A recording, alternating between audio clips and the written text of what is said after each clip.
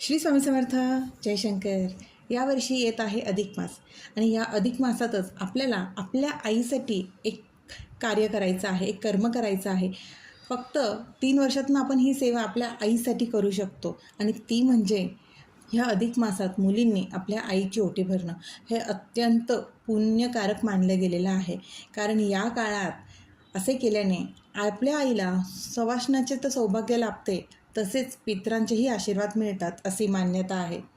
आणि अधिक मासात आपण आपल्या आईची ओटी भरल्याने पुढल्या जन्मीही आपण तिच्याच पोटी जन्म घ्यावा, जन्म मिळावा असाही याचा एक अर्थ तयार होतो.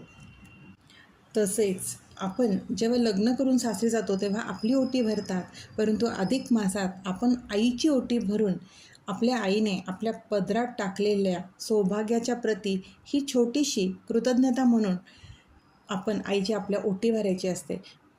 आता ही ओटी आपण जशी नेहमीच भरतो त्या पद्धतीनेच साडी, खण, तांदूळ किंवा तुम्ही गहू घेत असेल तर गहू, सवाष्णाचे जे अलंकार असतात ते त्यामध्ये आपल्याला ठेवायचे आहेत.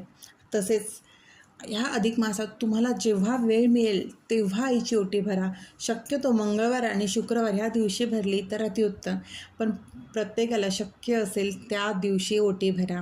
फक्त अधिक मासात 3 वर्षातूनच फक्त हा दिवस येत असतो, ही वेळ येत असते आपण आपल्या आईची कृतज्ञता व्यक्त करण्यासाठी. त्यामुळेच या दिवशी आपल्या आईची ओटी भरून आपल्या आईने आपल्यासाठी जे काही केलं आहे त्याचं आपण अगदी खूप नाही पण तिळाच्या दाण्या एवढं तरी कृतज्ञता आपण आपल्या आईसाठी व्यक्त करू शकतो.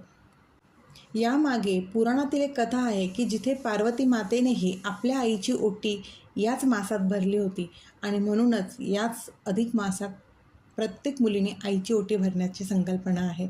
त्यामुळेच ज्यांना शक्य असेल त्यांनी आपल्या आईची ओटी नक्कीच भरा. त्या ओटीमध्ये हिरव्या बांगड्या आपल्या आईला आवर्जून द्या.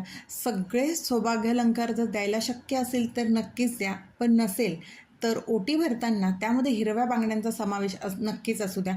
आणि नसेल हिरव्या बांगड्या देता येत तर त्या हिरव्या बांगड्यांच्या ऐवजी तुम्ही 100 रुपये 200 रुपये जसे असेल तसे नक्कीच त्या ओटीमध्ये ठेवा. या अधिक मासात ही सेवा अजिबात चुकवू नका. श्री स्वामी समर्थ. अशक्यही शक्य करतील स्वामी.